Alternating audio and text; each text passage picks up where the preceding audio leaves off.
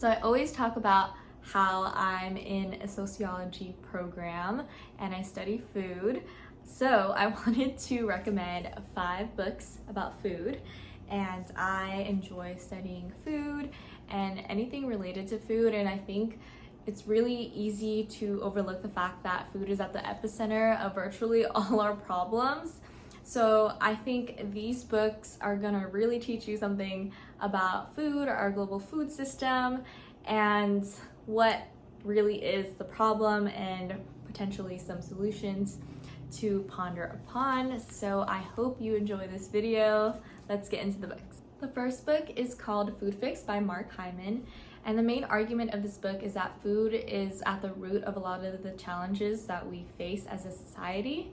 So it basically does a really great job at displaying how all these different domains in society, including politics, economy, culture, labor, all those different things, how they're interconnected and how they overlap with food. So reading this really just reminded me of why I study what I study, why it's important, because food is literally at the center of it all. In sum, this book is basically about how our food system and the agricultural policies within it are corrupted by corporate monopolies, agribusinesses, the government, just basically anything that has to do with like money, greed, and lobbies.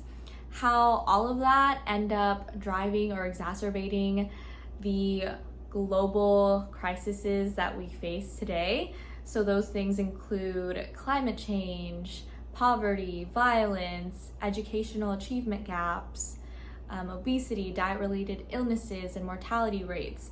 And the list goes on and on. But overall, I do think that this book really shows the link between health and inequality. So basically how problems with health, like health disparities, end up perpetuating the cycle of inequality. So I want to look through the table of contents with you because I love looking through the table of contents to see if I'm gonna like a book. So there are different parts of this book. Part 1 focuses on health and the economic impact of our food system.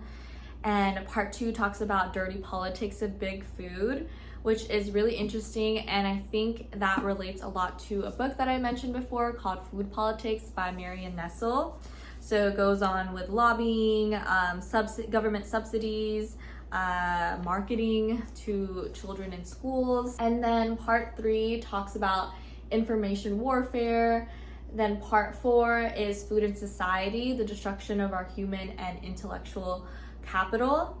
And part 5 is the environmental and climate impact of our food system. So it really encompasses a lot. I will say some critiques that I do have is that there are a lot of fear tactics used throughout this book, which I'm not really a fan of, basically. Just like a warning, if you do want to read this book and you absolutely hate fear tactics, you might not really like this. But if you can overlook the fear tactics, then it really is such a educational book. I do want to make some comments about this author. So I read the book, and then after that I watched some of his interviews, and then I also started listening to his podcast, and I really enjoyed the book. But when I started to hear him talk, I just felt like he gave off this very snobby, elitist vibe, sort of like the I'm better than you because I eat X, Y, and Z, and I have this really healthy lifestyle. Even though I read it with sort of my own sociological perspective and in my own mindset, when I figured out the type of person I guess he was, it felt a little different. I will say, like, he is a smart person. He wrote this book and did a really great job at showing you how everything's linked to food. And I really appreciate that. And I still recommend this book despite the type of energy or person that he is. I can still come to appreciate his contribution. The next book is called Fast Food Nation by Eric Schlosser. Not sure if I said that right. but I read this a long time ago in undergrad, and as you can probably tell by the title, the food is about the fast food industry, and there are so many aspects of the fast food industry, from production to processing, distribution, and consumption, that create a lot of problems in society. I will say I do love a large McDonald's fry, but definitely reading this book really opened my eyes. Although this is sort of like an expose on fast food, I don't think it's right to criticize or reprimand people who do eat fast food. I think looking at things through such a binary lens is not gonna solve anything. So I'm gonna read a quote from page 3 in the introduction at the bottom of the page. It says, "This book is about fast food, the values it embodies, the world it has made. Fast food has proven to be a revolutionary force in American life." And then it goes down, I'm gonna skip a couple lines. It says, "The fast food industry has helped to transform not only the American diet, but also our landscape, economy, workforce, and popular culture." So as you can tell, as I've been saying since the start of this video, food is literally at the center of it all. And lastly, the author provides solutions. I think in the epilogue, it's titled "Have It Your Way." And I do agree with the solutions, but at the same time, I think we need to start moving away from like the individual responsibility narrative and really push back on corporate power. So there needs to be a lot more emphasis on corporate and governmental responsibility, not just what we can do as consumers, even though that does play a big role to some extent. The next book is called Fresh Fruit, Broken Bodies by Seth Holmes. So the author is an anthropologist, and he conducts an ethnographic study on migrant farm workers in the US. And this is definitely a dense academic book. This book does a really great job at examining the everyday lives of farm workers in the US, who are mainly migrants from Mexico and indigenous people. And the author really emphasizes how these populations are critical to our contemporary food system, and essentially the role that they play in feeding the nation. So the author really points to big corporations and the government as the main perpetrators of violence against migrant farm workers.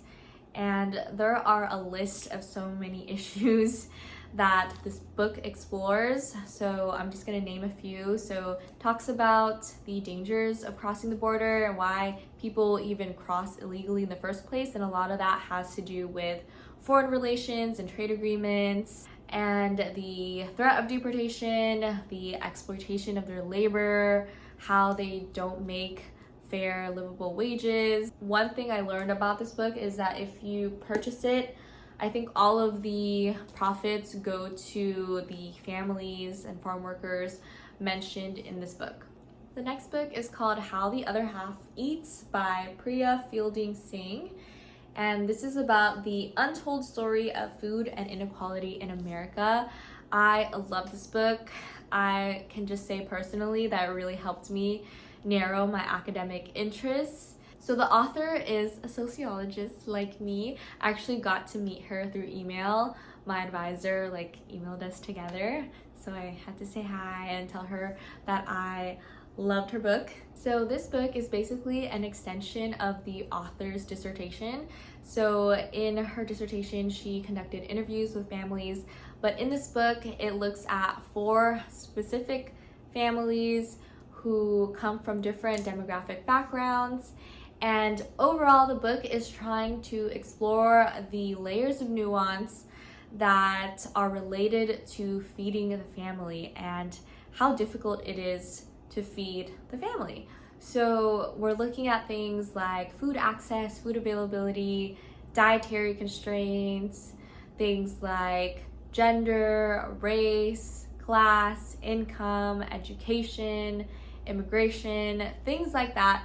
How all of those factors shape and determine what we decide to eat. I think one of the key things that I learned in this book is that consumption choices our food choices, the way we eat, is a lot more complicated and nuanced. The part of the book that I found most interesting is when Priya talks about the intensive mothering ideal and the pressures that women and mothers face in feeding their children. Even in the level of like consumption, it's so nuanced. There's so many factors that need to be addressed, and you can really see how that is reflected in Priya's writing, how it's reflected in how she documented everything and analyzed everything. So I do really recommend this book. It covers a lot, and it covers it in such an accessible and understandable way. The last book is called Food and Society. It's the second edition.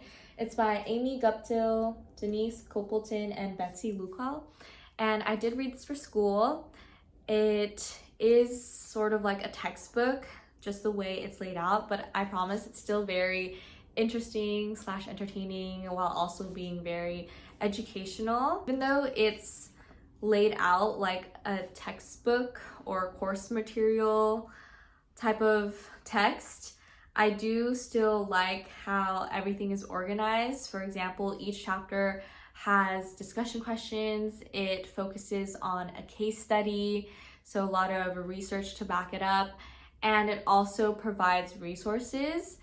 And on top of that, the keywords and concepts are all bolded, so it makes it really easy to find what you need to look for. But the main reason why I enjoyed this book was because it really offers a holistic social perspective on our food system, including food practices and the food itself. So some of the main themes in this book have to do with socialization, health, identity, social change, power. So like I said, it does kind of read like a textbook, but I still found it to be very fascinating, full of information, and again, it shares this information in such an accessible way. Let's look at the table of contents, shall we? I love doing this, like I said, because it basically is the summary of the book. So it talks about the principles and paradoxes in food studies. It talks about food and identity, food as a spectacle, nutrition and health, branding and marketing, industrialization and the high costs of cheap food, global food, food access, and food as it pertains to social change. So there's a lot covered in this book, and it reminds me a lot of the first book I mentioned, Food Fix, because it really gets into the details of how food is interconnected with everything, a lot of the problems that we face, but also the solutions. So those were all the books that I wanted to recommend for today's video. If you have read any of these, let me know what your thoughts are about them, or if you plan to read them, let me know also. I do want to make another part 2, I guess, because there are a lot of food books that I would also recommend other than just these 5. But as of now, these are the ones I wanted to start off with. So I will see you guys next time. Bye.